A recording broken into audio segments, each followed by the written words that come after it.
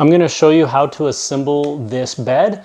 I'm Ty, by the way. If you find any of this information useful, please make sure to give it a thumbs up, but hopefully this helps you out. Let's get started.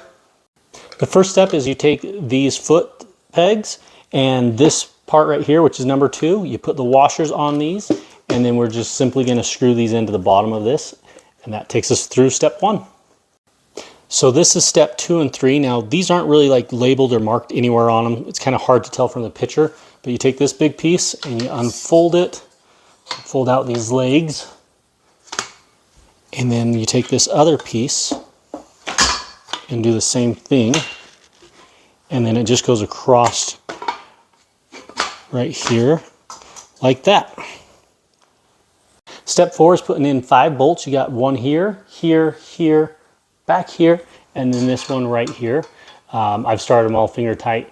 Now they do give this ratchet tool, which is pretty handy, and it came with this bit for it, but why use a ratchet tool when you got power drills? So go ahead and cinch all 5 of those down.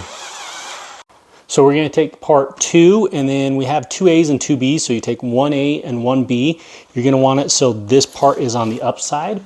So then over here, I've pre-loosened these because these bolts that are already in here have to slip under this thing. So you're going to just slip that into that groove. And then I'm just going to do finger tight on this until I get everything else all situated. So I'm just going to get that started there. And then you're going to do the same thing with this one over here. It drops in on this side and then on this side, just like that. And then I'll come back and tighten it. And then over here, we're going to do the same thing.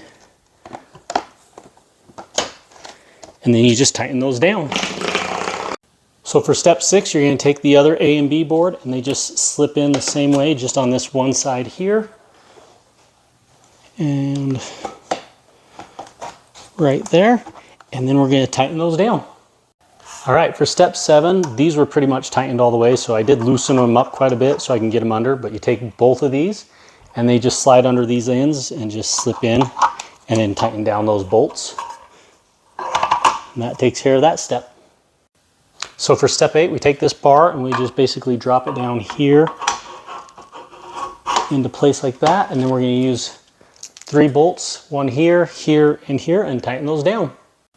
All right, so for step 9, you take this headboard and we basically slip it down here. There's a couple notches there and there's 4 bolts on each side.